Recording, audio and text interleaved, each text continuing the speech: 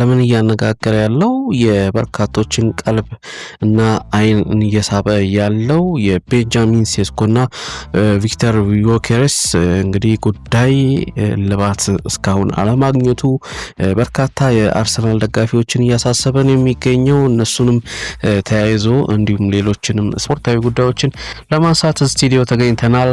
አብራችሁን እንድትቆዩ በአክብሮት ነው የምጋብዛችሁ። እናንተም ደግሞ እንደተለመደው ሰብስክራይብ፣ ላይክ፣ ሼር እያደረጋችሁ ቆይታ አድርጉ። በዚህ ሁለት ወራት ውስጥ የሚደረጉት እንግዲህ በጣም አጓጊ የሆኑ የዝውውር መስኮቱ እንግዲህ መከፈቱን ተከትሎ የዝውውር መስኮት ጉዳዮችን እነማን ወደ ምን ክለብ ተዘዋወሩ የሚሉትን ወደ እናንተ ያስቃኘን አብረን ከናንተ ጋር ቆይታ እናደርጋለን። ሰብስክራይብ ማድረጋችሁን የደውል ምልክቷን መጫናችሁን እንዳትረሱ እላለሁ። እንግዲህ ቪክተር ዮኬሬስ ለወራት የቤርታ የመጀመሪያ ምርጫ ሆኖ ቆይቷል ሲባልም ተነግሮም ነበር። ሴስኮ ላይ ፍላጎት እንዳላቸውና የተለያዩ መገናኛ ብዙሃን ሴስኮን እንደሚፈልግ አርሰናል ተነግሯል። አሁን የሁለቱ ጉዳዮች ሁለቱንም ይፈልጋል ነው አርሰናል የተባለው። ለበርካታ ጊዜያት አርሰናል ይህንንም ተጫዋች ፈልጋለሁ ብሎ ገበያ ውስጥ ወይንም ማርኬት ውስጥ ገብቶ ሲያምቦራጭቅ እስኪያስበል ድረስ ተጫዋቾችን ይፈልጋል። ግን በቅርብ ጊዜ እንዳየነውም ራሂም ስተርሊንግ ነው ማስፈረም የቻለውና የአርሰናል ደጋፊዎች እዛም እዚህ ማለቱ ያልተመቻቸው ነው የሚመስለው።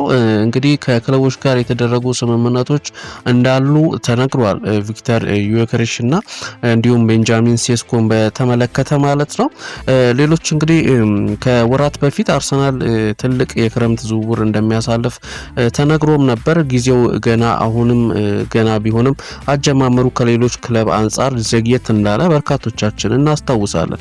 እንደሚታወቀው ቡድኑ እንግዲህ ከባድ የሆኑ ስራዎች ይጠበቁበታል። ዋነኛ ቦታዎች ላይ ወሳኝ ተጫዋቾችን ማስፈረምና የቡድኑን ጥልቀት የሚጨምሩ ተቀያሪ ተጫዋቾችን መጨመር እንዳለበትም ይነገራል። የተጫዋቾችን ኮንትራት ማራዘም አንደኛውም ደግሞ ስራቸው እንደሚሆን ተነግሯል። ዝውውር እንደሚያደርጉ እርግጠኛ ነኝ። ነገር ግን በዚህ ፍጥነት ሁሉንም ቦታ ደፍኖ ይጨርሳሉ የሚል ግን ስጋት እንዳለበት በርካቶች እየተናገሩም ነው የሚገኙት ከአርሰናል ጋር በተገናኘ ማለት ነው።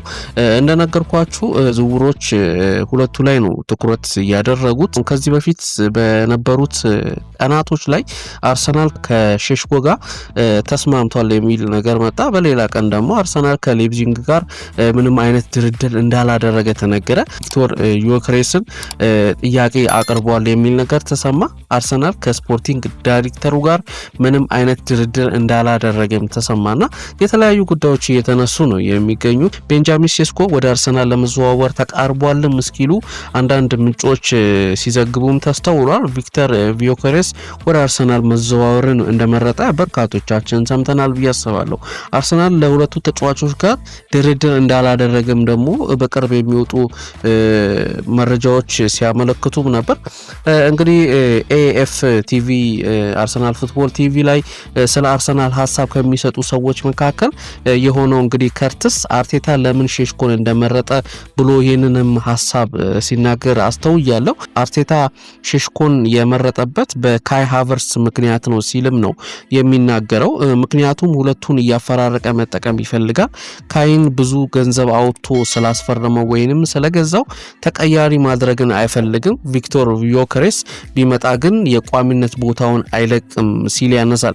ካይ ሃቨርትዝ በአጥቂነት ቦታ የመጫወት እድል አያገኝም ሲል ስለሚያስብ በዚህ ምክንያት አርቴታ ታዳጊውን ሼሽኮ እንደመረጠ ተናግሯል ማለት ነው። በቀጣይ የተለያዩ ሀሳቦች ይኖራሉ። ወደ እናንተ አዳዲስ ነገሮች ሲመጡ የማደርስ ነው የሚሆነው። አዲስ ነገሩ ግን ከቪክተር ዮኬሬስ ይልቅ ቤንጃሚን ሴስኮን አርሰናል ወይንም አርቴታ በእርግጠኝነት እንደሚያስፈርም በዚህ ቀናቶች የወጡ መረጃዎች ያመለክታሉ።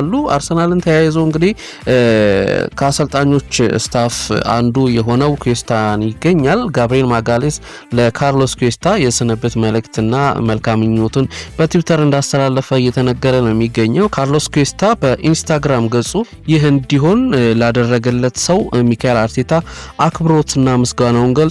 ከአንተ አጠገብ እንደሆን እድል ስለሰጠኝ እና የማያቋርጡ እውነታዎችን ስላሳየኝ እንዲሁም ስለ እምነት አመሰግናለሁ። በዚህም ድፍረት ለሚለው ቃል ትርጉሙን አሳይተኛል የሚል ምስጋናውን እንግዲህ ካርሎስ ኩዌስታ አስተላልፏል።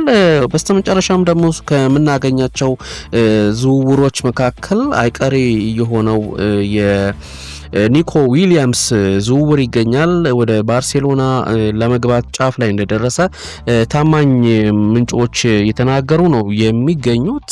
እርግጥ ነው ኒኮ ዊሊያምስ ስፔናዊ ነው። ስፔናዊ እንደመሆኑ መጠን ባርሴሎና ሊመርጥ እንደሚችል የበርካቶች ግምት እንደነበረ ታስባላችሁ አድማጮቻችን። በመሆኑም እንግዲህ አንደኛው ስፔናዊ በመሆኑ ከስፔን መውጣት አይፈልግም፣ ባርሴሎና መጫወት ይፈልጋል። ሁለተኛው ደግሞ ጓደኛው የጥብቅ ጓደኛው ላሚኒ ያማል ባርሴሎና ስለሚገኝ ከሱ ጋር የተሻለ ጥምረት ለዓለም ለማሳየት ፍላጎት ስላለው ላሚኒ ያማል ያለበት ክለብ ባርሴሎናን እንደሚመርጥ ተነግሯል። ከዛም ባለፈም ደግሞ ሁለቱ ያላቸው ጓደኝነት በጣም የታወቀ ነው። በስፔን ብሔራዊ ቡድንም ሲገናኙ ያለን የቅርብ ጊዜ ትውስታችን ነውና ሁለቱ አንድ ላይ መጫወት ስለሚፈልጉ ላሚኒ ያማል ራሱ ኒኮ ዊሊያምስን ለዚህ ዝውውር እየጎተጎተው ወይንም እንዲስማማ ያደረገው ነው የሚባሉ መረጃዎች እየወጡ ይገኛሉ። ስለዚህ የኒኮ ዊሊያምስ በ6 አመት ኮንትራት ለማስፈረም የ6 አመት ኮንትራት ነው ያቀረቡለት። 6 አመት ኮንትራት ፈርሞ ባርሴሎና ለመግባት ጫፍ ላይ እንደደረሰ ተነግሯል። ሌላው ደግሞ ፍሎሪያን ቪርትስ ነው። ከሊቨርኩሰን ወደ ሊቨርፑል የሚያደርገው በ116 ሚሊዮን ፓውንድ ዝውውሩ ለማጠናቀቅ ዛሬ እንግሊዝ እንደሚገኝ ነው የሚነገረው። የሕክምና ምርመራውን ነገ እንደሚያደርግም ይጠበቃል። በስተመጨረሻ የምናገኘው መረጃ ደግሞ ማይል ሉዊስ ስኬሊ በአርሰናል አዲስ የረጅም ጊዜ ኮንትራት ለመፈራረም ተስማምቷል። ሁሉም ነገር እንግዲህ እንዳበቃልና ማይል ሉዊስ ስኬሊ በአርሰናል ለመቆየት ብቻ እንደሚፈልግና እቅዱ ወይንም ፍላጎቱ አርሰናል መጫወት እንደሆነ ተነግሯል። የ5 አመት ኮንትራትም ከዚህ በኋላ ይፈርማል ተብሎ ነው የሚጠበቀው። በተያያዥ ዜና እንግዲህ ሉዊስ ስኬሊ እና ኢታን ንዋኔሪ የእንግሊዝ ደጋፊዎች ማህበር የአመቱ ምርጥ ወጣት ተጫዋቾች ምርጥ 6 ውስጥ መካተት ችለዋል። እንግዲህ 6 ውስጥ የተካተቱት እኚህ ተጫዋቾች ናቸው። ሊያም ዴላፕ ይገኛል፣ ዴን ሁንሰን ይገኛል፣ ሚሎስ ኬርኪዝ ይገኛል። እንግዲህ ማይል ስኬሊም አለ፣ ኢታን ንዋኔሪም አለ፣ ሞርጋን ሮጀርስም ይገኛል ማለት ነው። እንደምትመለከቱት አድማጮቻችን ይህንን ይመስላል። የተለያዩ አፕዴት የሆኑ መረጃዎች በስፖርታዊ ወይንም በዝውውሩ ምክንያት የተለያዩ አፕዴት የሆኑ መረጃዎች ይኖራሉ እና በየቀኑ እየመጣሁኝ ወደ እናንተ የማደርስ ነው የሚሆነው። እናንተ ብቻ ሰብስክራይብ እያደረጋችሁ ላይክ፣ ሼር እያደረጋችሁ ለብዙዎች እንዲደርስ ሀሳባችንን ወይንም መረጃው ለብዙዎች እንዲደርስ ሼር እያደረጋችሁ ሰብስክራይብ እያደረጋችሁ ቆይታ እንድታደርጉ ጠይቃችኋለሁ። በቀጣይ የምንገናኝ ነው የሚሆነው።